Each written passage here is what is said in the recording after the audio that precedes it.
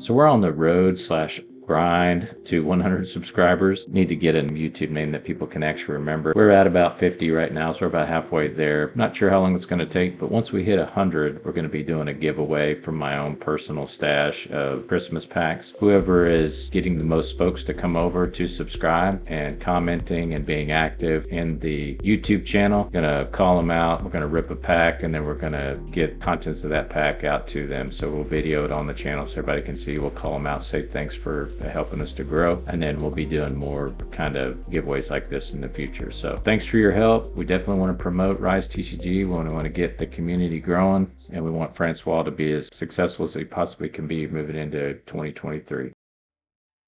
This is Stranger Things Speed Deck Review. Today we're going to go over Damozel Elzine's deck of trying to steal other people's creatures and dominating the battlefield. Damozel Elzine's first skill makes you gain control of a target morpher creature in the game that you don't control. Her second skill, during this turn, your creatures of morpher type become polymorphs, which means they can copy any creature on the battlefield. Damozel Elzine's third skill allows you to give horde and assimilation and a 2/2 charge to all your creatures of morpher type that are under your control. Hermetic Champion forces all players to draw a card, and he gains 1 health point per card drawn. Second skill, Hermetic Champion allows you to discard up to your entire hand, then draw as many cards as you have put in your graveyard this way. And 3, the Hermetic Champion definitely gives Iron Skin to one of your creatures and allows you to draw up to 3 cards. So what you're going to do here is you're going to use Hermetic Champion to draw as many cards as you can to try to get to your morphers and to your control cards, such as Madness, which allows you to steal a creature. And then you're going to use Damozel Elzine to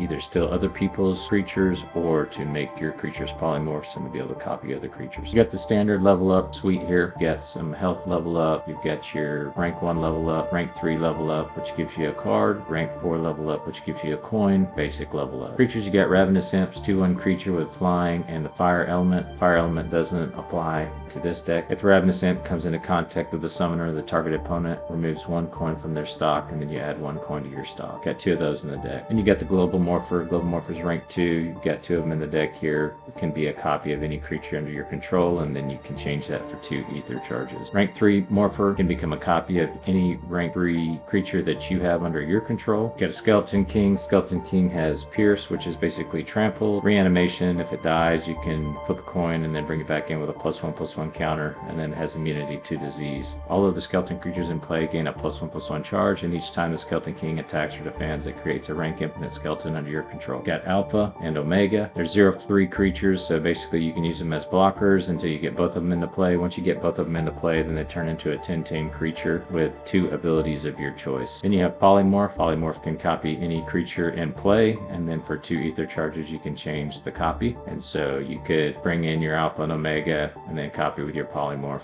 and it's game over. White Flame, spirit creature, rank 1, the flying, immune to disease, also has the fire element, not applicable to this deck. For 2 coins and flip a coin success, White Flame inflicts 3 points of damage to target of your choice, and then if you fail, you have to tilt White Flame and it remains inactive for 2 cycles. Got the Angel of Truth. It's got constancy, which makes it immune to -1/-1 counters. It's got flight, and she's immune to disease. For 2 coins and flip a coin success, target opponent reveals their hand, and you choose a card from their hand which will be excluded from the game, and it's a 2/1 creature. Rank 4 Morpher. Rank 4 Morpher becomes a copy of any rank 4 creature in game under your control. For 2 ether charges, you can change the copy to another rank 4. Clone General, rank 2, got distance, which makes it hard to block unless they have distance or reach, and then he also has reach, which makes him a good blocker. Flip a coin success, Clone General transforms 3 rank infinite clones into a rank infinite 5/5 clone creature with horde. Already forms a rank 3 creature, got Copycat, and it's got reach. Reach makes it a great defender. Copycat means that you can copy any action after you complete the actions. You could do an action down here with telekinesis, steal somebody's constant card, and then copycat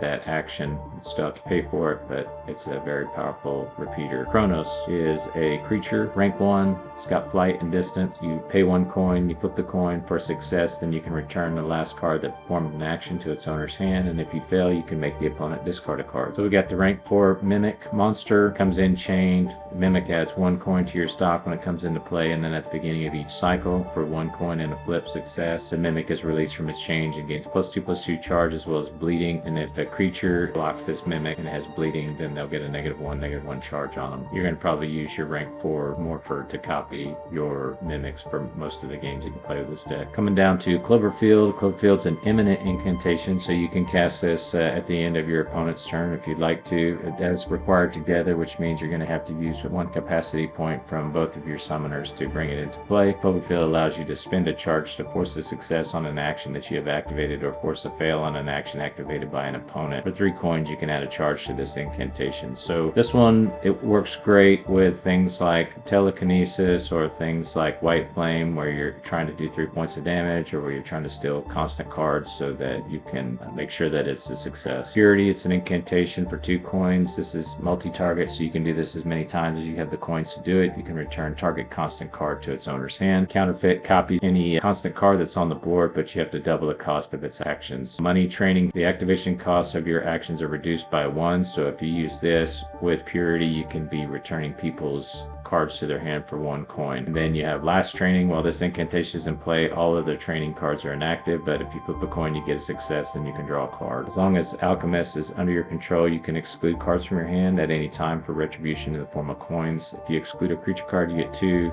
Imminent card, you get 3 coins. Incantation, you get 4 coins. If you exclude a door, you get 5 coins. And a critical fail means that you're forcing it. So like if you use something like Cloverfield to force either a success or a fail, that's a critical success or a critical fail. Silence, choose an effect and make it where the other player can't play imminence either during their turn or during your turn. You get a pick and then you pay 1 coin at the beginning of each cycle. Otherwise, you have to destroy silence. Then we have Telekinesis for 3 coins and a coin flip and a success. You can take control of an opponent's constant card. You can use it as you wish as long as it remains under your control. If you fail, Telekinesis is inactive for 4 turns, and one way you can work around this is use it. If you fail, then you can bounce it back up into your hand with Purity, bring it back into play, and try again. Then we have Bloody Coin. Bloody Coins are rank 3 incantation. While this incantation is in play at the beginning of your turn, you perform a coin flip. Success, put a creature card into play from your hand ready to attack. Fail, choose an opponent. He may put a creature card into play from his hand. So this is a good one, especially if you already had Alpha and Omega in and you want to bring in Polymorph and you want Polymorph to be able to attack the turn it comes into play, or something like that, where you want it to effectively be able to attack the turn it comes into play. This is a good card to have in there. Maximum level is an imminent. Target summoner instantly reaches their maximum level. Access to lower skills is permanently prohibited. Normally you're going to use maximum level opponent's summoner to restrict them from certain skills that they have, but if I had maximum level in my opening hand, I'd probably put him on Hermetic Champion, so that Hermetic Champion starts off the game with 3 capacity points and definitely gives Iron Scan and allows me to draw up to 3 cards. You're off to the races getting into your deck. Lucky Clover is an imminent. Choose an effect from draw a card, give 1 health point to one of your summoners, earn 1 coin, or give +1/+1 charge to one of your creatures. Echoes, for 2 coins, you can repeat the basic effects of the last imminent invocation that was played. You can change the target, so this action is not cumulative. And then, so what I would do here is play Abduction,